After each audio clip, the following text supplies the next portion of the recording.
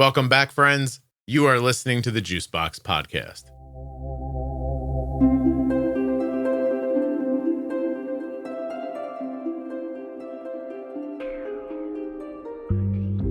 Hi, my name is Caitlyn. I'm 16 years old and I'm from Southwest Florida.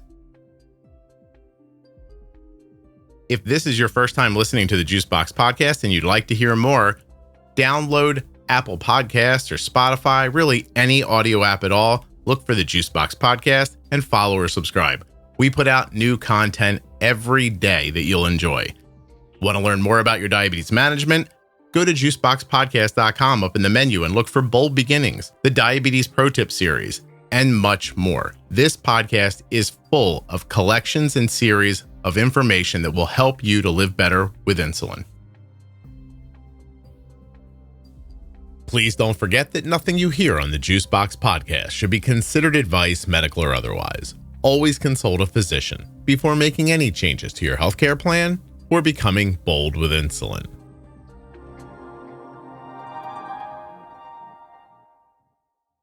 This episode of the Juicebox Podcast is sponsored by US Med. usmed.com/juicebox or call 888-721-1514. Get your supplies the same way we do from US Med. The episode you're about to listen to is sponsored by Tandem Mobi, the impressively small insulin pump. Tandem Mobi features Tandem's newest algorithm, Control IQ Plus technology.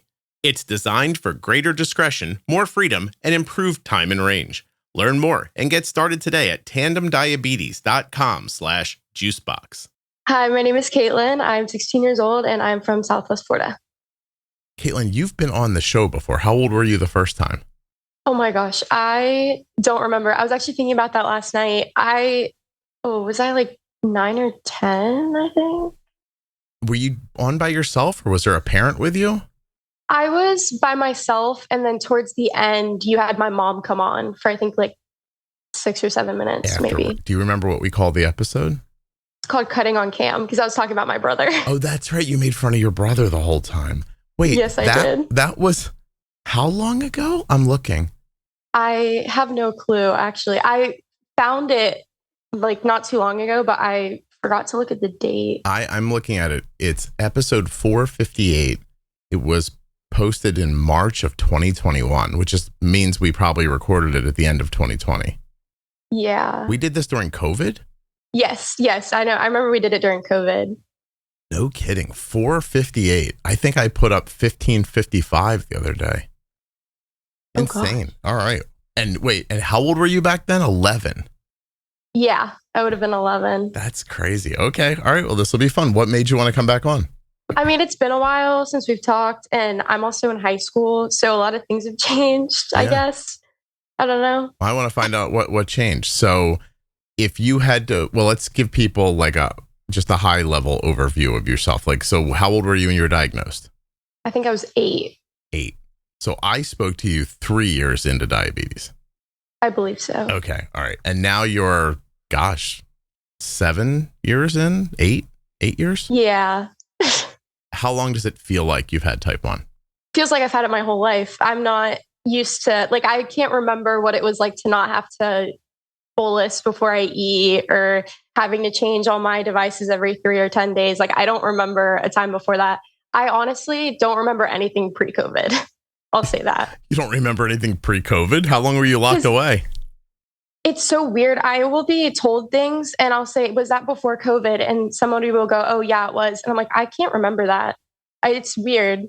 I find that television feels different before 9/11 and after. And I don't know if that's real or just something that it may be. My brain makes up. Like, I feel like, I don't know, like, I feel like television was, wholesome's not the right word, but I don't know. Maybe it's not that it was more wholesome. Maybe that it's that I feel less, maybe I feel more jaded now. Yeah. Yeah. Well, that's interesting. So you don't remember anything pro? Okay. Well, hopefully nothing important happened those first 8 years. Well, I mean, like, I remember diagnosis, and then there's certain things, like, I have really good memory. I can remember things from even before I was 3 years old. I remember holding my brother in the hospital when he was born, and I was 2 months away from being 3. But just like little tiny simple things from school, like school field trips, I don't remember them at all. No. Trust me, I don't remember anything from when I was that age. So it's just going to get farther or farther away in your memory. It's mostly school things. Like school before COVID was so different that I think I blacked it all out. Did you prefer it one way or the other? Do you hate the way school has become?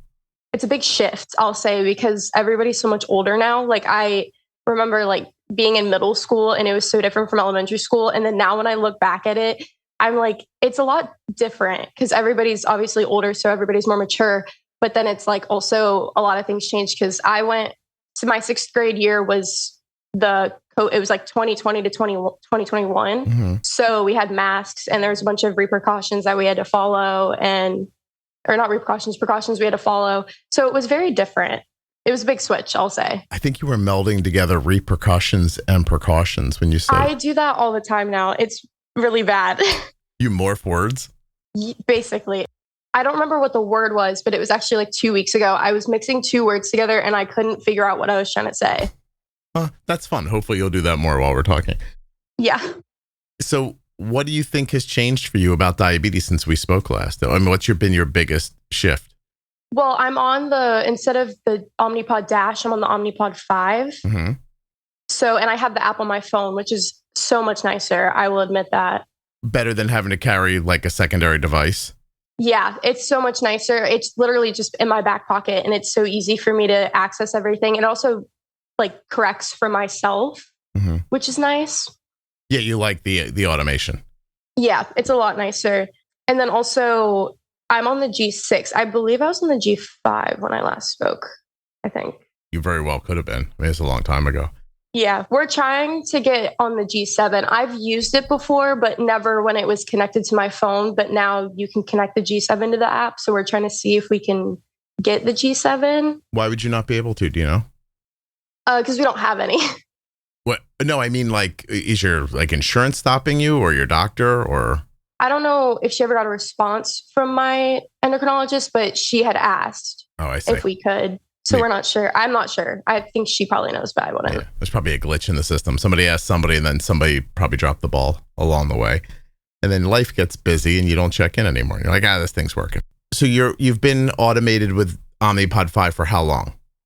Maybe about a year. Okay. What are the big differences between automation and not automation? Sorry, no, it's been more than a year. Longer than a year. I'm a liar. I don't know how long, but I think maybe 3. Okay. That doesn't make you a liar though, Caitlyn. Don't worry. But tell me what's the biggest difference? Like, is it around meals? Is it around activities? Where do you see the bigger benefits for yourself? The bigger benefits is my blood sugar it will elevate itself. Like if it spikes up, it'll level out, which is really nice. I don't have to like always be messing around with it or always looking, because if it's high, it'll correct me on itself. But then also if I were to put in like a correction, it'll take insulin away, or it won't give me anything because it's like, we've already corrected it for you, which is nice. Just the only, like, I guess it's not a good benefit. It's around activities, because my blood sugar could spike, because right before I go to practice, I eat dinner, which can be really early sometimes, like at 4 o'clock, because I'll have practice for like 4 hours, and then it'll spike up. And then as I'm working, it like doesn't know that I'm doing activity. So my blood sugar will drop, but then it'll also correct me. So it drops really far, I guess. 4 hours. What are you practicing to be an astronaut? What are you doing? I'm a dancer on a competitive team. So we have a lot of practices. Okay. Is that a lot of moving than sitting around and listening, or is it constant movement? It's a bit of both. Towards the beginning, it's more like getting to know everybody and getting to know the choreography. But once we hit, like, I think it's November is when we really start to work, and we continue working up until May. So if you have a meal at 4 o'clock and you miss it on like a bolus and you spike up, then what happens during dancing? It's usually drops. It's like a 50-50 shot. Sometimes it'll level out and sometimes it'll drop really low. It really just depends on what we're doing, because not every day is the same. Yeah. It kind of messes around a little bit. And that can be a lot, because my mood tends to change a lot too when my blood sugar is high or low. And it's like not really good for the people around me, I guess. there have been times where I would get really agitated, especially around the littles, because I volunteer for some of like the classes with the 5 and 6 year olds. And I'm very good around kids. I will never yell at a kid, or I'm very nice. Like I won't yell at them or scream at them. And there have been times where I'd get really agitated really quick. And I'm like, I'm sorry, can I step out of the room for just 2 seconds? And it's usually my blood sugar is the problem. Is it usually high or low when that happens? It's usually high. Okay. Have you ever tried going to dance without eating and eating after dance? It usually depends on the day, actually, because Mondays I'm talking about like last season, because we just ended in May. Mm-hmm. So last season I was at practice from 4 to 8 on Mondays. Tuesdays was 6 to 8, and then Wednesdays was 6 to 7. So Mondays I'd eat at 4. Tuesdays I would eat at 8, and then Wednesdays I would eat at like 7:30. Okay. Do you find your control better without an active bolus and a meal in you while you're there? Sometimes, because sometimes I know Tuesdays and Wednesdays it would drop, but then I'd be eating right after. So it would kind of like fix itself. But if I weren't to eat on the Mondays when I was there from 4 to 8, it would be all over the place. Like I'd be stepping out of the room every 5 seconds because it would just drop. You would get low. Is that a more active day? Yeah, that's when I'm at practice. I'm like not sitting down for 4 hours, basically. Yeah, you're really hustling and moving. Yeah. Okay. So on those days, you definitely want to eat before, but you're saying you need to make a good bolus for that meal to stop a spike. Yeah. Yeah. Are there things that you prefer to eat before you dance? I usually will try to have a protein, a carb, and like a vegetable or a fruit. I found that those work really well. Okay. If I just have like a healthier meal, I guess. Awesome. How does it feel for someone to tell you that your personality isn't the same when it's not a thing you're doing on purpose?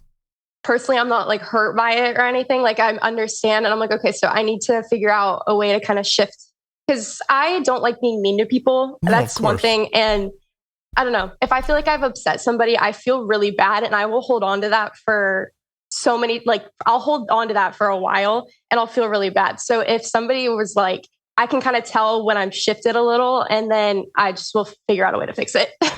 What does it feel like internally? Like, how can you tell? I mean, I will there's certain things that I'll say, and I will say it, and then I'll go, that was really out of character for me. I don't know why I just said that. Okay. And then that makes you feel like my blood sugar must be high. Yeah. And sometimes I'll look and I'm like, okay, so it's a little higher up. Maybe that's why. Because I don't get aggravated at people that often. I'm a very difficult person to make mad, I guess. Interesting. Is it discouraging or upsetting that there's a shift in your personality that has nothing to do with you? Like if you didn't have diabetes, this wouldn't be happening.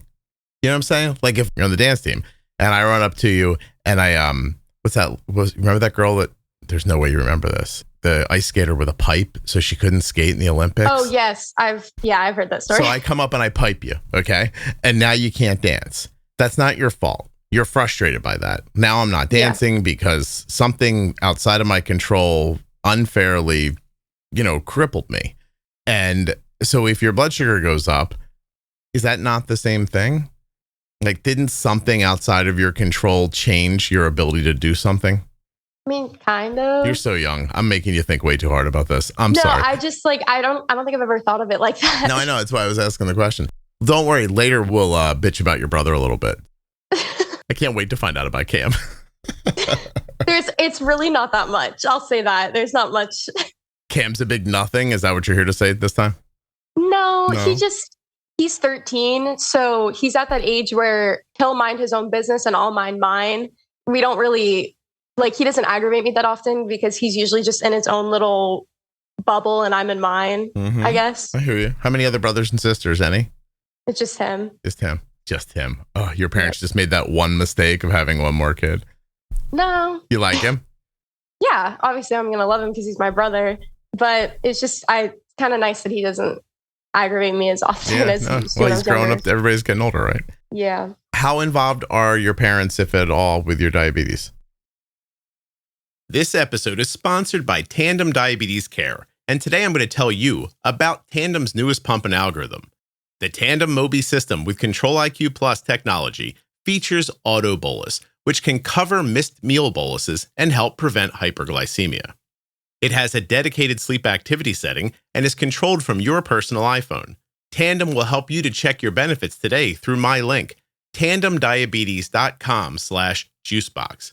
This is going to help you to get started with Tandem's smallest pump yet, that's powered by its best algorithm ever. Control-IQ Plus technology helps to keep blood sugars in range by predicting glucose levels 30 minutes ahead, and it adjusts insulin accordingly. You can wear the Tandem Mobi in a number of ways. Wear it on body with a patch-like adhesive sleeve that is sold separately, clip it discreetly to your clothing, or slip it into your pocket. Head now to my link, tandemdiabetes.com/juicebox to check out your benefits and get started today. I used to hate ordering my daughter's diabetes supplies. I never had a good experience, and it was frustrating. But it hasn't been that way for a while, actually for about 3 years now, because that's how long we've been using US Med. usmed.com/juicebox or call 888-721-1514. US Med is the #1 distributor for Freestyle Libre systems nationwide. They are the #1 specialty distributor for Omnipod DASH, the #1 fastest growing Tandem distributor nationwide, the #1 rated distributor in Dexcom customer satisfaction surveys. They have served over 1 million people with diabetes since 1996, and they always provide 90 days worth of supplies and fast and free shipping. US Med carries everything from insulin pumps and diabetes testing supplies to the latest CGMs like the Libre 3 and Dexcom G7. They accept Medicare nationwide and over 800 private insurers. Find out why US Med has an A+ rating with the Better Business Bureau at usmed.com/juicebox or just call them at 888-721-1514. Get started right now, and you'll be getting your supplies the same way we do.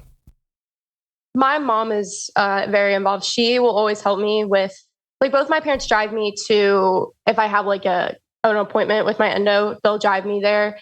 But my mom helps out a lot, especially with dance, because a lot of the people at the studio, they don't know, or like they don't know how to work it, like control it or anything. Like if I have a low blood sugar, they don't really know what to do. Mm-hmm. So my mom always will tell them, like, this is what needs to happen. And if this happens, call me. Or if this happens, like, there's stuff there. She's very helpful with it. Awesome. Your dad less so, or on the same level as your mom?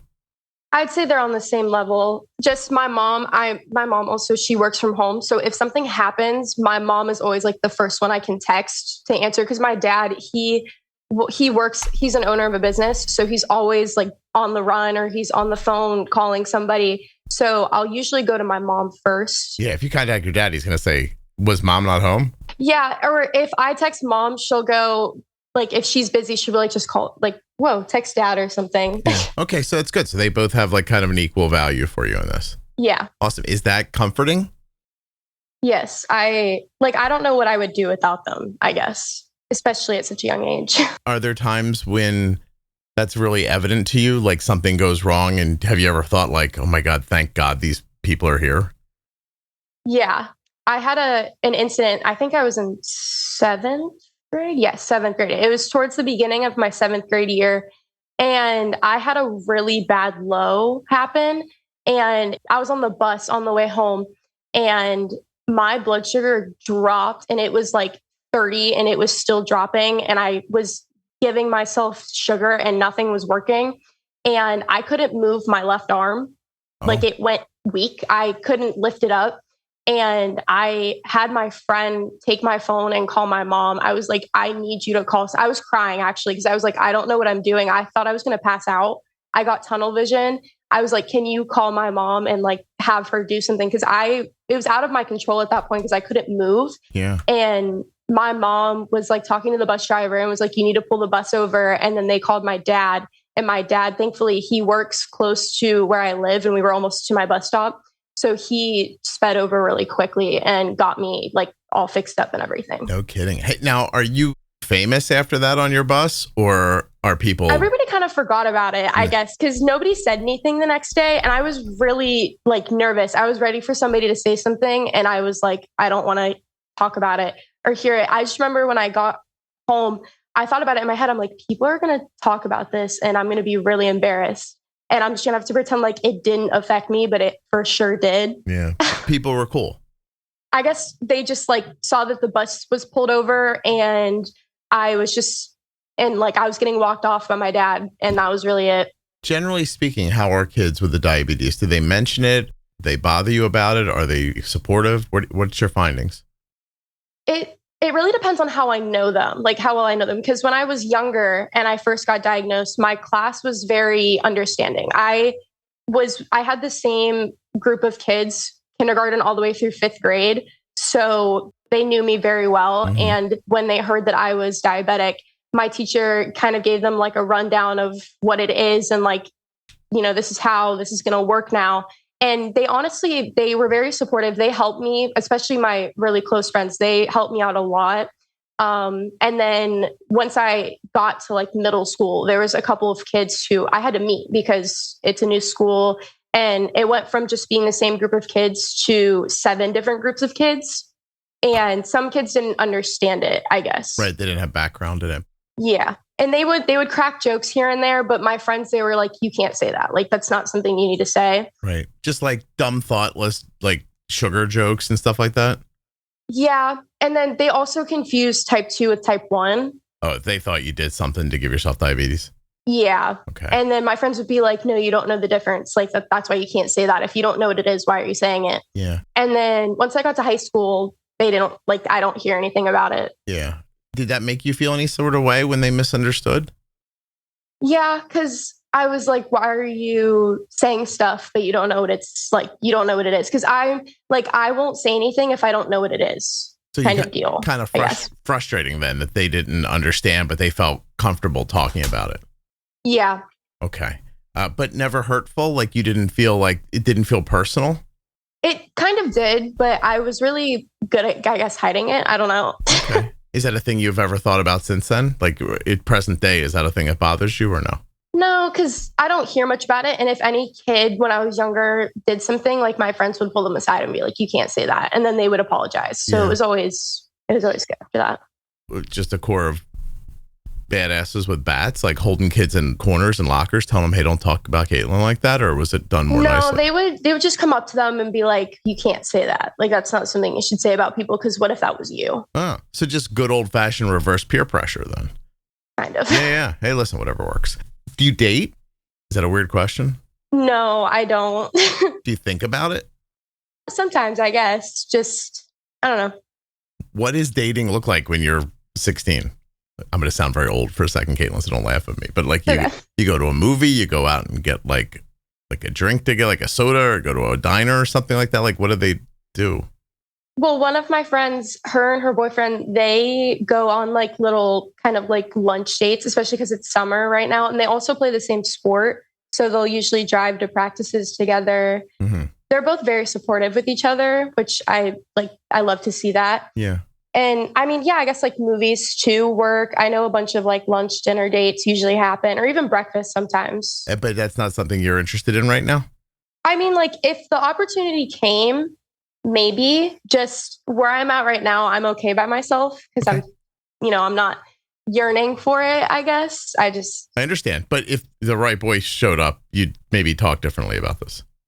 Yeah. I gotcha. When I say that, is there a boy you imagine? Like, is there a real person? No. Just if there was the right person, I guess. Or if I felt like it was the right person. I'm not rushing you. I don't think you should be dating at all, by the way. No, it's okay. Yes. I don't think you should even talk to boys because they're dirty. And yeah, but you know. Also, I imagine dance is there's probably not a lot of boys in your extracurricular activities, right? No, not really. Oh, so if you played soccer, you might have a soccer boyfriend, but in dance, you don't have the same opportunity. No, but we all just like everybody at dance, you really don't even kind of think about it because we're all such a close community, I guess. So we're all very supportive of each other. And that's why your mom's got you in dance.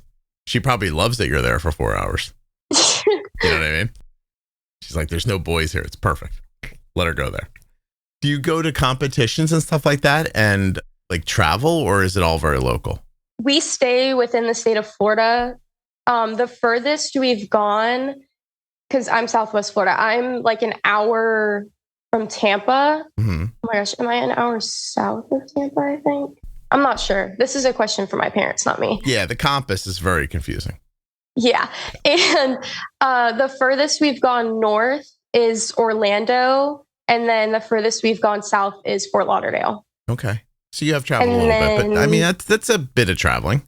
Yeah. And then recently, I think it was like a week ago, they went to Texas for nationals because we were invited, but I didn't go because none of my dances that I was in got asked to go because it was just a matter of who can go, how many are able to get there. It was just, that's how they picked. Only like a quarter of the kids in my dances were able to go, so they didn't bring it. Were you disappointed or were you happy not to have to make the trip?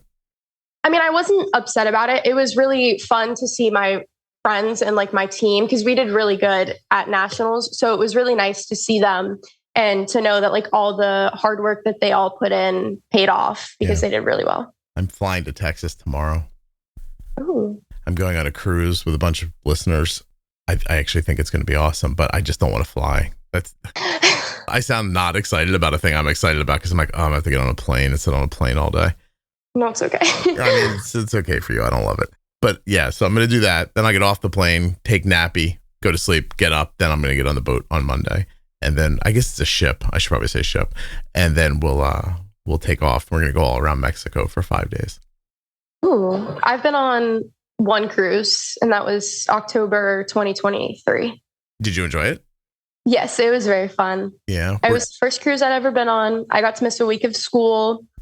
I was with my little cousins. So when people would ask me, they're like, oh, did you meet anybody? And I was like, no, because I was really just with my little cousins the whole time. Yeah. And I'm like their babysitter, I guess. So I was just with them. And it was really fun, though. I feel like I made the best of it. But I would love to go on another one. And they were talking about it, but it might be not this year, but next year. Well, Caitlyn, let me say two things. First of all, it sounds like your parents took you on a cruise so you could watch your cousins so they could have a vacation.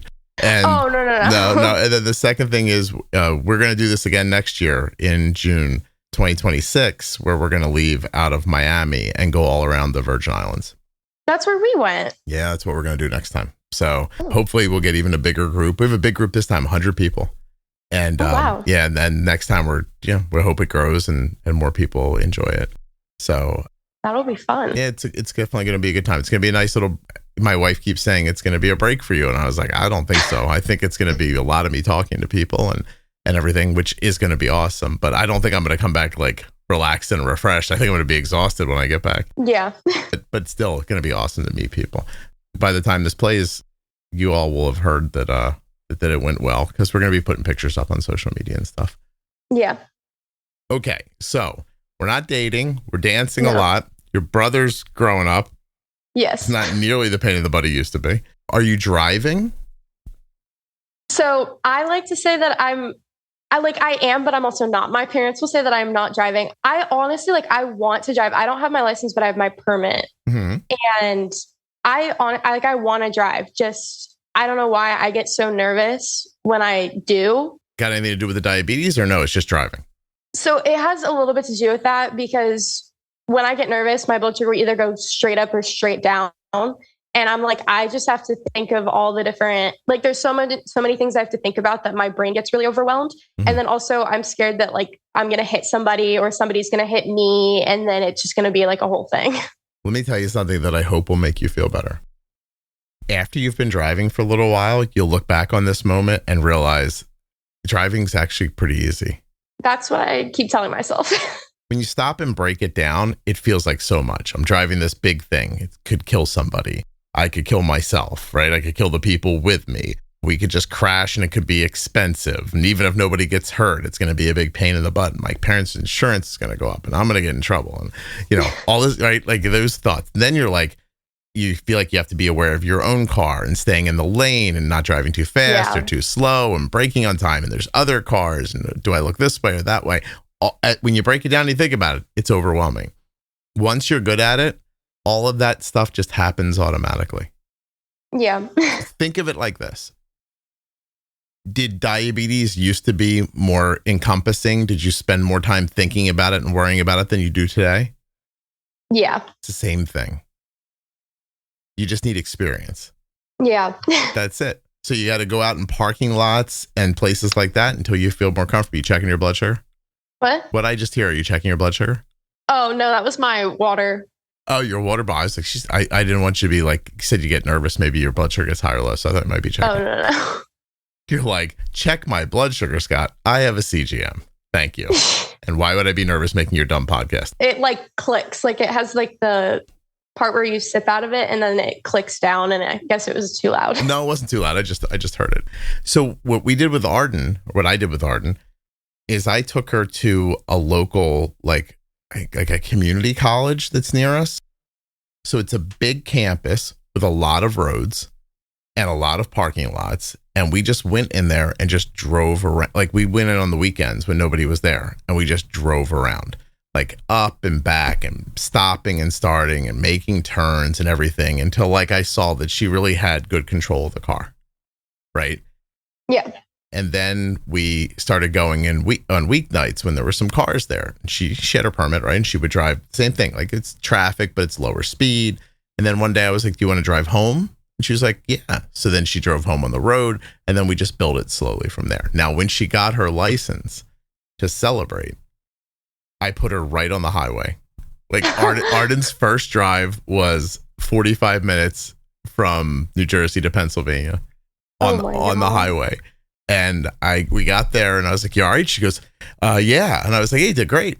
And then she's like, why'd we do that first? And I said, well, you did that. You could do any of this other stuff. And so I gave her a bunch of confidence. I knew she could do it, right? So I gave her a bunch of confidence, and then she started driving and she was good. So I've been told something like that, except it's with a truck. Yeah. Because my dad has a truck, and he's like, if you learn to drive a truck, you can honestly drive any car. I taught Arden in a very big SUV. The first car I drove was my dad's truck, and that was the scariest thing ever. That's perfect. I saw Arden drive a pickup truck pretty recently, and she was effortless at it.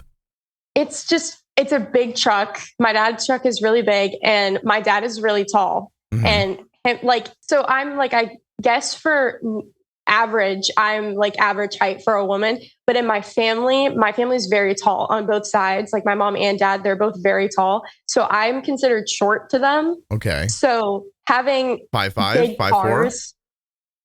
Huh? How tall are you? Like 5'5", 5'4"? I'm 5'5". 5'5". Okay. And so you're in this car that's set up for a giant person. Yes. Yeah. Because my dad is 6'4". Oh. So it's like it's all of our family, like our whole family has massive cars. And I'm like, I cannot drive these. Because the first time I drove my dad's truck, I was driving around my neighborhood, and then he told me to go park in the driveway, and I almost hit the garage door. Is that because how big the car is? Could you not judge the front of the truck maybe? I could not judge it. I was like leaning forward. I'm trying to like lean up and over, trying to see how close I am. And then I accidentally hit the gas instead of the brake. But you stopped in time? I was like, what happened? My wife drove through her parents' garage door when she was learning to drive. Like drove through it, like was in the garage with the door all over the car. Oh no. Yeah. Isn't that crazy? My aunt, when she first learned to drive, she was good. The day she got her permit, she was doing really good. And then I don't know if she almost hit the garage door or if she did hit the garage door. And then I think she did. And it was like a tiny little bump. And then my grandpa took her on the interstate. That's like literally that same day. Not even 5 minutes later, he's like, okay, let's go on the interstate. My mom never drove. She couldn't do it. Her whole life, she never drove a car. I tried to teach her when I was 16 because I was like, this is so easy. Like but she was bad at it. And after she did it, I was like, you know what? Maybe they're right. I don't think this is for you.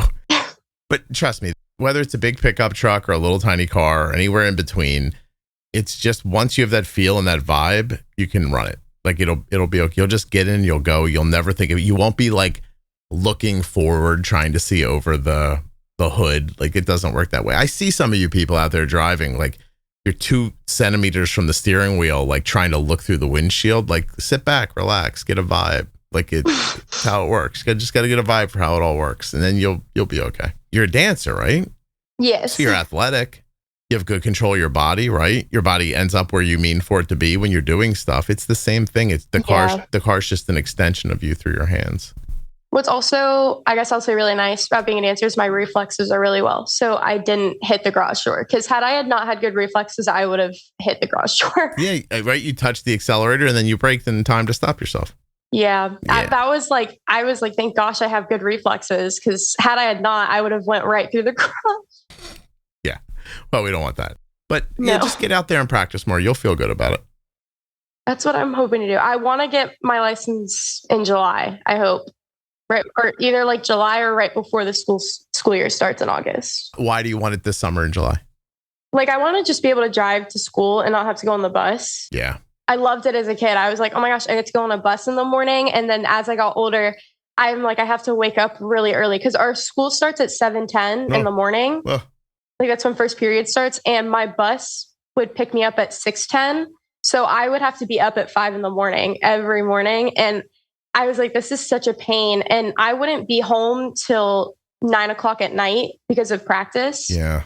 So I would literally be up for well over 12 hours. And I would like towards 8 o'clock, I'm like, I'm done. I need to go home and go to sleep. Yeah. That's awesome. Yeah. Gosh, if I had to get up at 5 o'clock to go, I mean, I guess I did at some points, but if I had to do that now, I mean, if I had to get up at 5 o'clock to make this podcast, you guys wouldn't have this podcast. I'd be like, I'm sorry, I can't accomplish that. That's way too early in the morning. If I go to the dentist to get my teeth cleaned and I have like my I'm the first appointment of the day, you know, and I walk in there and I'm like, what time you guys get here? And the person up front tells me and I'm like, oh my God, what time do you have to leave your house? And then she tells me and I'm like, have you ever considered quitting? I was like, this is horrible, you know, like she's like driving for 40 minutes to get somewhere. And I'm like, oh gosh, it's terrible. The only perk I guess I'd say of waking up early is I'm an early bird now. I used to be able to stay up so late at night. I can't even make it past like 9:30 without actually falling asleep. And I can wake up at like 6 o'clock and be fine. What did you turn into an old person at some point? Like, I don't know. It's just, I cannot stay up late. And my friend, she's a grade younger than me, so she'll be a sophomore, and she can stay up really late. And I'm like, how can you stay up late? We wake up at the same time. Yeah. Do you drink any caffeine or no? I do. And it's probably really bad, but I do. Are you using that to help yourself? I mean, I guess kind of. Yeah. It kind of helps. I can't tell if it will help or not. Is it coffee or soda? It's usually coffee. Wow. But like, because to me, I don't know if it's like a mental thing, like, oh, if I drink coffee, I'm going to feel awake, or like it actually works. Well, no, I think it works. I think you're probably addicted to coffee. How long have you been drinking coffee? I think like a year. I think it was when I started high school, I started drinking coffee. I've never had a cup of coffee. Wow. Yeah.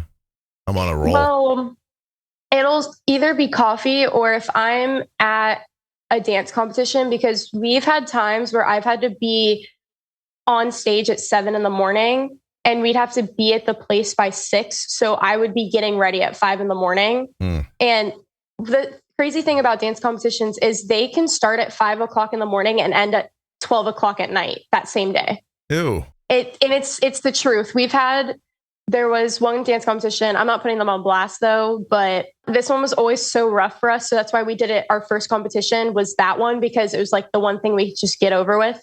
We would have to do convention classes where you learn from dance teachers and they give you like combo to learn and whatever for an hour. And you would do that from, I think it was like 7 a.m. to 1 or 2 o'clock in the afternoon, and then immediately go on stage and compete at 3 o'clock, and awards wouldn't be done till like 12:30 in the morning.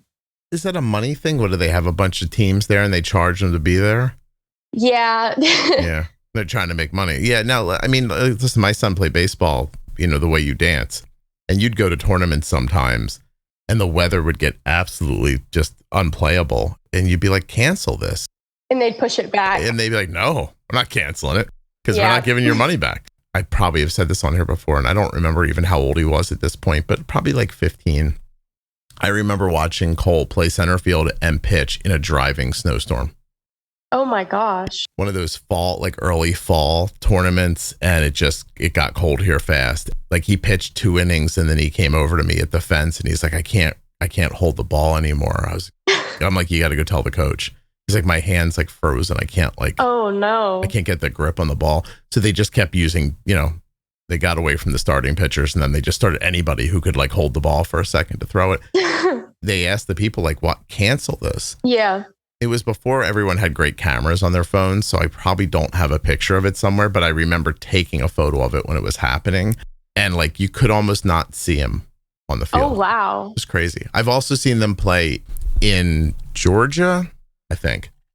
It rained all day during a tournament, but they still try to jam games in at night. So they drug them back to the field to play like a 9 p.m. game because the rain had stopped. But the rain stopped, then the weather shifted again, and then the fog rolled in. Oh, gosh. And they actually played in a game where the kid in right field described that a fly ball landed 3 feet in front of him on the ground, and he never had any context for where it was. Oh my gosh. He heard the ball get hit, and then he said, I just stood there. And then the next thing I know, it fell right in front of me. And then it's even worse because people will be yelling at you because they can see it, and they're like, it's right in front of you. And you're just like, I don't see anything. That was the moment they actually finally canceled the game, because I think people were like, oh, I guess that could have hit him in the head. And then, then we got adults to think a little bit. But they played the game long enough that they didn't have to, what, Caitlyn? Refund our money. Oh, no, we played 4 innings. That's enough. It's all about money. Everything's money and power, Caitlyn. Yeah. Remember that as you get older, okay? You're too young for that, but people are motivated by money and power mostly. Anyway, that's not for today's conversation. I don't want to scare you. You're still learning how to drive. So what made you want to come back and do this again? I mean, I guess like a catch up, because I honestly don't remember how old I was, but it's been a while. Yeah, it's been a long while. I guess. I mean, it's been years since you and I talked. Yeah. Well, I appreciate you catching up with me, and I appreciate you sharing how things are going. You've come this far. Where do you think things are going to? Like, how do you see, for example, do you think you're going to college, and what are your plans around that with diabetes? I hope to go to college. I want to go to college. I want to be is it like a pediatric therapist? Okay. Like a children therapist, I believe. That's what pediatric means? What would you be therapizing? I was trying to make up a word and I couldn't find it, but what would you be helping the kids with? See, I haven't thought of it that much, but that's like... Is it physical to you, or is it like speech? Oh, it'd be more mental. I cannot do like physical therapy or anything like that. I don't know. You can't do physical therapy? You don't think you could learn the parts of the body? I struggle with human anatomy because there's so many bones that just like have the most random names. Yeah. And I'm like, no, I can't. That's too much. I'm not remembering all that. So something where you might help kids with their struggles that are maybe more psychological or behavioral, something like that. Okay. That's pretty cool. Do you want to dance in college? I know there's dance teams, right? I want to try to. And if I can't do like dance in college, I want to hopefully come back to my studio and help out with them. And then maybe do like guest choreography is something I love. Like I like doing. Yeah. So there's an age limit on the team. Yeah. Once you graduate, you can't. I think it's once you're 18. Okay. Yeah, I think it's 18. It's ages 5 to 18. Okay. And so do you imagine yourself going to school in Florida or traveling to another state? I'm hoping to stay in Florida. I want to stay in state. Just, it's really wherever it goes, I guess. Yeah. I'm sorry. What grade are you in right now? I'm going to be a junior. You're going to be a junior after the summer. Yes. Wow, you're a sophomore. You just finished your sophomore year. Yes. Wow, you're making me feel old. It's crazy. Do you feel old? Actually, yes, because it hit me last week. I was looking through these yearbooks that my friend has, and they were really, really old yearbooks from when I was in, I think like 6th grade. And I was looking at them because her little sister had them. And I was seeing these kids who were in 5th grade at the time. And I know a couple of them personally. And then I was doing the math in my head and I go, oh my gosh, they're going to be freshmen this year. Yeah. And I remember meeting them and they were like 6 or 7 years old. Messes you up a little bit, right? Yeah. There was one girl in particular. I was like, I knew her since she was 4 years old. What do you mean she's going to be a freshman in high school? And then also with my little cousins as well, because the oldest, he's going to be in 5th grade. Mm-hmm. And then another kid that I've known, his older brother was a really good friend of mine, and he's going to be in 5th grade as well. And I've met that kid since he was a month old. Wow. Wait till you're a senior and you see those freshmen come in, you're going to be like, they're going to look like little babies to you. That'll be my brother, actually. My brother will be a freshman when I'm a senior. Oh, you're going to get to go to high school with Cam 1 year? Yeah. And we haven't been in the same school since I was in 5th grade. You going to be nice to him? Yeah. I mean, like, if he needs help with anything, I'm obviously going to help him. Mm-hmm. But if he's like doing something stupid and he has control of it, I'm like, I can't help you there. You know, it's funny. I mean, it's obvious you're 16 versus 11 when the last time I talked to you. But when I got you to like say bad stuff about Cam, you were so like gleeful about it when you were little. You were like, that kid's a jerk. It was so much. I don't remember a lot about this podcast, but I remember the absolute joy that you spoke about him with when you were talking about him when you were 11. That's great. He listened to it. I'll tell you that. He did listen to it. And he was like, I don't care. I'd say the same thing about her too. Yeah. I mean, fair is fair, right? So are you on a good track? You think you'll be able to get into college? Your grades going okay? Yeah. I mean, like it could obviously change, but Caitlyn, were you going to say it could all fall apart? Or were you going to say? Well, like you never know. I mean, I'm good in school. I don't do anything bad. I usually have A's or B's in classes. It really just depends. I'm taking a lot harder classes now that I'm an upperclassman. So it may be a little difficult, but I usually figure out a way to like make it easier. When you say I don't do anything bad and you start thinking about other people your age, what do you see kids your age doing that shocks you? Like drinking or smoking, like doing substances and stuff. Drugs? Yeah. Yeah. What's the popular drug amongst your people in your grade? It's usually vapes. Vapes. Okay. Are the big one. Vapes with weed or vapes with tobacco or not tobacco? I think it's weed. Okay. I believe. That seems to be popular. Do you see kids doing anything harder like cocaine or anything like that? Not that I've seen personally, thank gosh, but like I don't think I've ever heard of anybody at my school ever doing that. There probably is, but I wouldn't know. What about like parties, like blackout drinking or people getting together on the weekends and just losing their minds? Yeah. A lot of that. I've heard of those. Yeah. And why do you think you avoid that? It just like never was something that I ever thought of doing. And I know the benefit, like not the benefits, but like what could happen if I do start, let's say, drinking or vaping. Like I know what the consequences are. And I've never been the one to like want to do that. It's not something you're interested in. Yeah. Like I don't plan on drinking when I'm older. When I turn 21, maybe like I won't go like full on like, oh my gosh, I'm gonna have a drink every day. But like, I don't know. You might try. Yeah. When you hear about kids smoking weed, for example, do you think that's not something that's for me? Or do you think it's wrong? Like, do you feel judgment about what they're doing? Or do you just think to each their own, but it's not for me? I guess I'd say it's like both, because I see it and I think to myself, oh, I personally would never do that because like, that's not something I'd want to do. But like, if they do it, that's fine. But then I just think like, I would hope they know that this is what could happen if it gets to that certain point. Yeah. And just like, doesn't seem something I want to go down. I don't want to go down that road. Right. I'm going to ask you a question. We're not going to dig into the details of it because that's not important. It's not important. It's not what I want to ask. I just want to know your level of like, you talked earlier about how like fast things go by, that like you reminded me, well, I'll tell you the setup for this. You talked about getting low on the bus and how people forgot about it very quickly, which made me think about how fast like social media happens. So people don't really focus on things for very long till the next thing comes along. I didn't articulate that when you were telling the story. It was just a thought I had in my head. So I'm wondering, like, with how you guys get information and how quickly things move, what's your level of understanding about like the world? Do you know what's happening, for example, right now in the Middle East? I hear about it like on the news and stuff. And then also I get like stuff from like in emails and stuff with, I guess I'd say the New York Times, because I do like the connections and the Wordle and stuff. So I get some stuff on it because there's some people who will talk about it and talk about it and talk about it. I get that it's a problem, what's happening there, but I'm not affected by it. I'm, thank God I'm not, but it just feels like it's another place.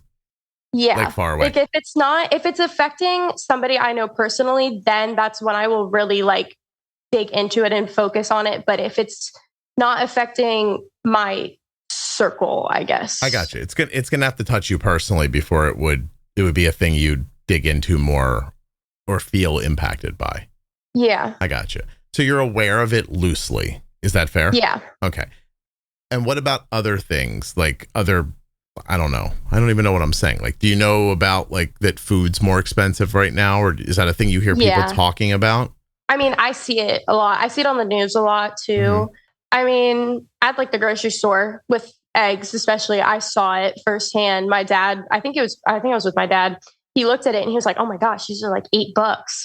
I remember holding eggs and going like, "We don't need eggs anymore. It's fine. Don't worry about it." Yeah, my parents would buy the eggs and I wouldn't use them. And then my mom's like, "Caitlyn, you need to start using these." And I'm like, I don't want to use them because I thought that like you would have to go to the store and buy more and then it would just add up. And she's like, "No, I want you to use them." Oh, what a bizarre circle you got caught in there. She's like, "I'm buying these expensive eggs so my kids can get protein and eat." And you were like, "I don't want to eat these because I don't want my parents to have to pay for more." Isn't that interesting? Yeah, I was like, "What are you talking about?" And when we went on vacation, I think because we had 4 families with us, I'm pretty sure every family bought a carton of eggs and brought them. And I think we took them all home with us.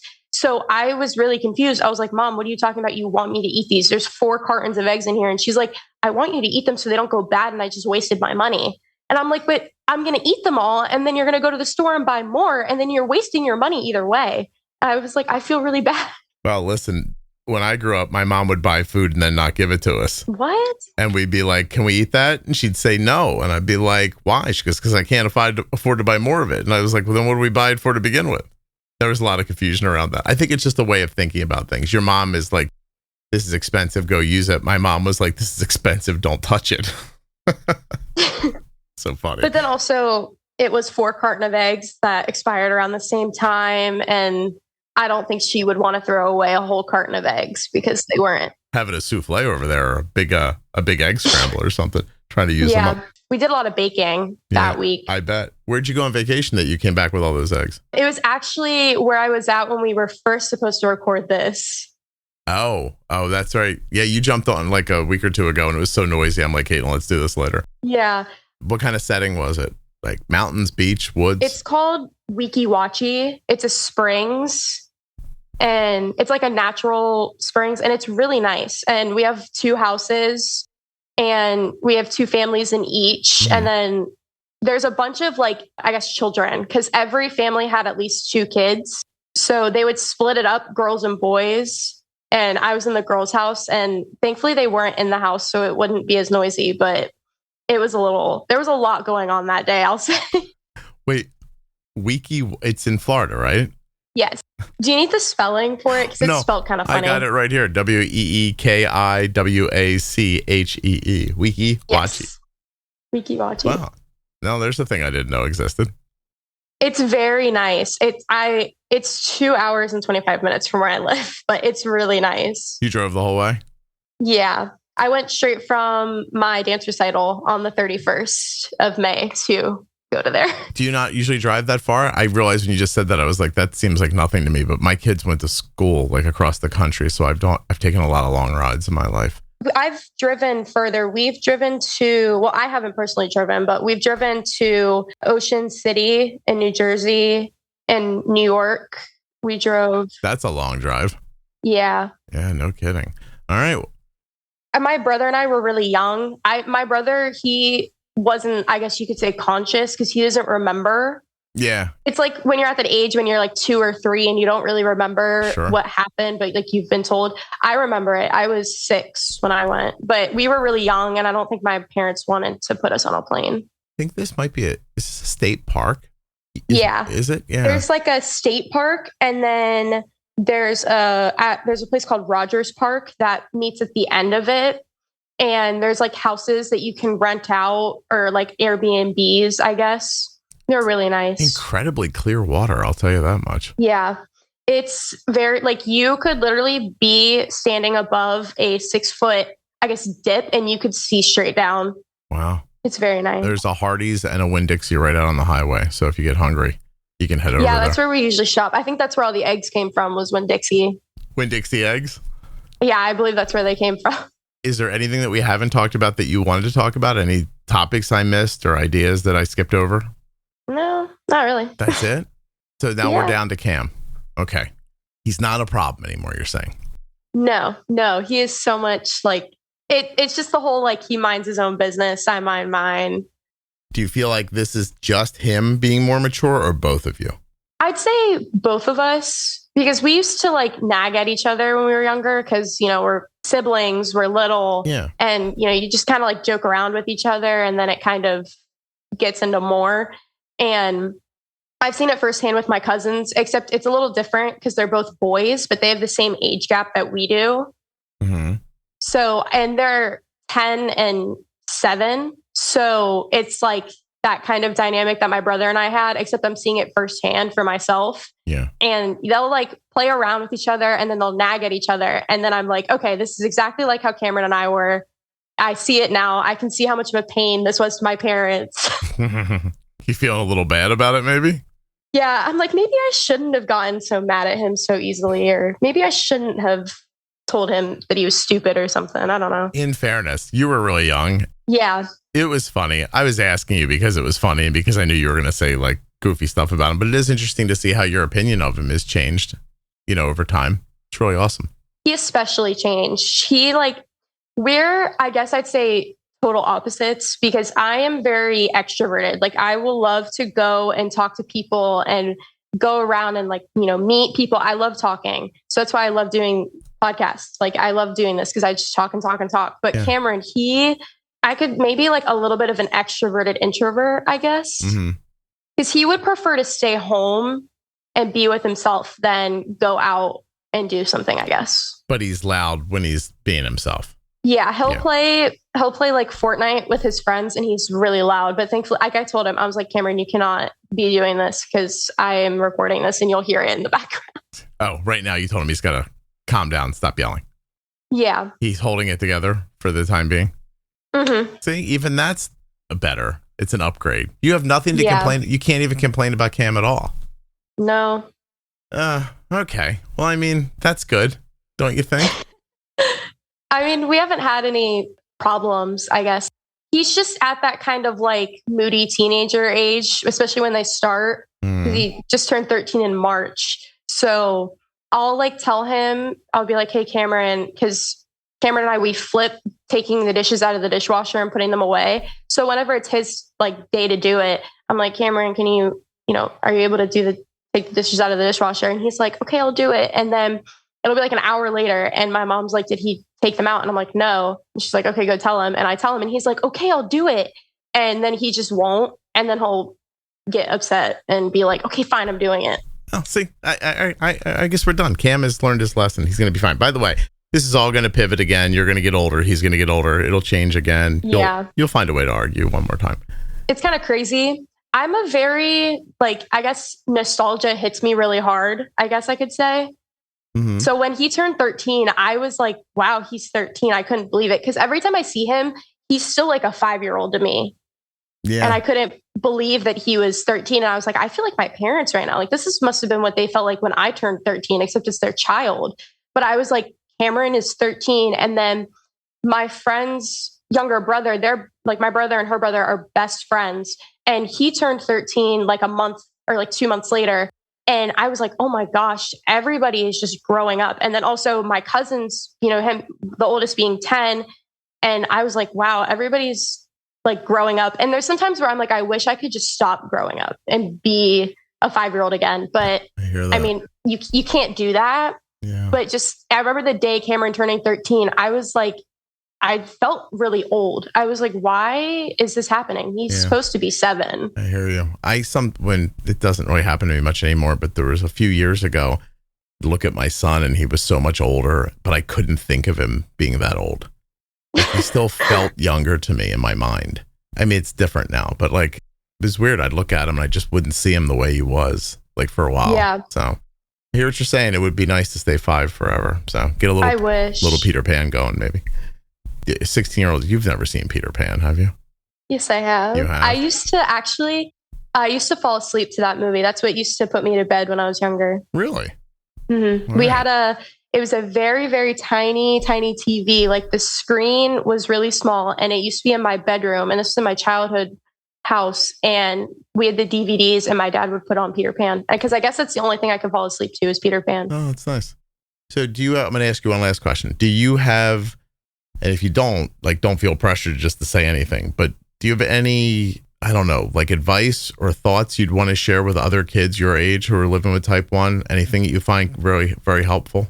I mean, I guess if you just recently get diagnosed, it's going to seem like a whirlwind, like your whole life just flipped upside down.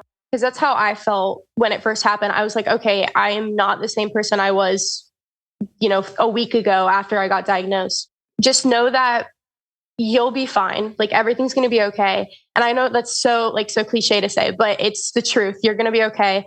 It honestly gets so much easier. And just be grateful that you have people there to support you, like family members, because they're going to be like your lifeline. I remember I literally would be terrified to go to school because I was like, how am I supposed to do this by myself without my mom? And thankfully, like I had teachers and friends who were very, very supportive and helped through everything. So always just be grateful that you have somebody. And I get your parents or somebody might nag you and be like, hey, can you do this? Can you do that? It's going to get very annoying, but just know that they're doing it to help you and to keep you alive.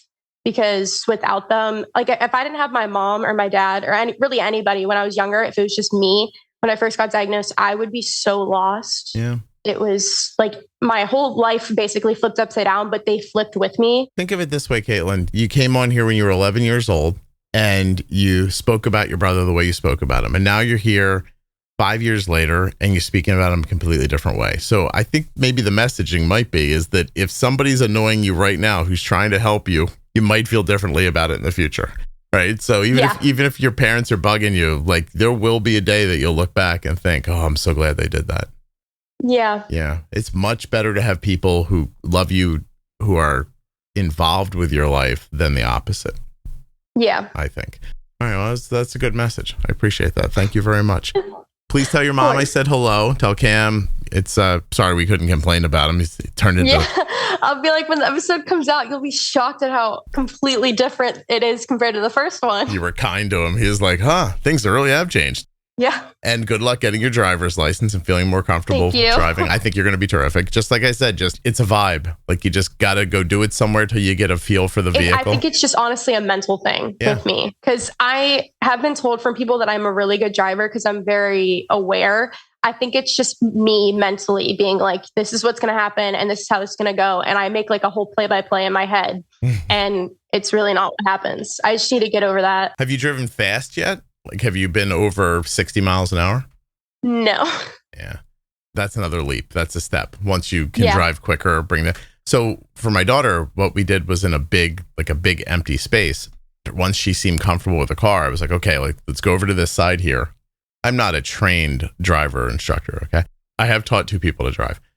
So I took both of them into a really open area, paved, obviously, and put them on one side of it. And I was like, okay. We're in the middle. There's nobody here. There's nothing to hit. Just go. Drive as fast as you can in a straight line. Just stomp on it.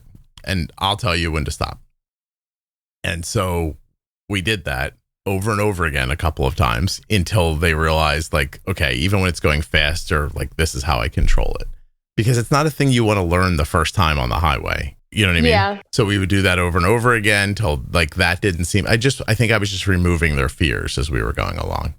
Yeah. Braking from a high speed, about getting up to speed quickly, giving them the whole vibe. But anyway, I have one last driving question for you. Yeah. Are you very dependent on do your vehicles have cameras in them, or are you very mirror oriented? What do you use when you're backing up and changing lanes and stuff? I mean, I guess I could say both. It really just depends on the situation. Because if I'm backing up, my mom is telling me you cannot use your backup mirrors when you have to back up or something. But when I'm driving, I'm always looking out of my rear view or my side mirrors every time because I just like to be aware of what everyone's doing. Yeah. My kids are so adept at using cameras over mirrors. Yeah. And it took me a lot longer to be comfortable with that. And I just think it's what they grew up with that they were more accustomed to. And what I grew up with was mirrors. So yeah. I personally like the mirrors better, I guess. Just when I have to back out, it can get a little tricky having to, turn around and look over and kind of see, because, me being the height I am in a really massive vehicle, it's like really difficult for me to see. And then I'm like, I'm going to hit that car. And there's really like 6 feet in between me and the other car. Yeah, I know. My grandmother used to have a tennis ball hanging from a string in her garage, and she'd pull forward till she bumped into the tennis ball and she stopped. And now I might need that, actually. That might help me a lot. Or a car with a camera in the front where you can just look and go, okay, I'll stop now. So we'll see. All right, Caitlyn, you were terrific. I really do appreciate you doing this. Thank you very, very much. Thank you so much. Okay. Oh, I'm glad you had a good time. Hold on one second.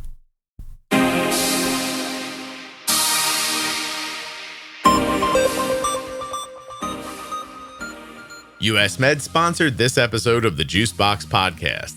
Check them out at usmed.com/juicebox or by calling 888-721-1514. Get your free benefits check and get started today with US Med. Head now to tandemdiabetes.com/juicebox and check out today's sponsor, Tandem Diabetes Care. I think you're going to find exactly what you're looking for at that link, including a way to sign up and get started with the Tandem Mobi system. I can't thank you enough for listening. Please make sure you're subscribed or following in your audio app.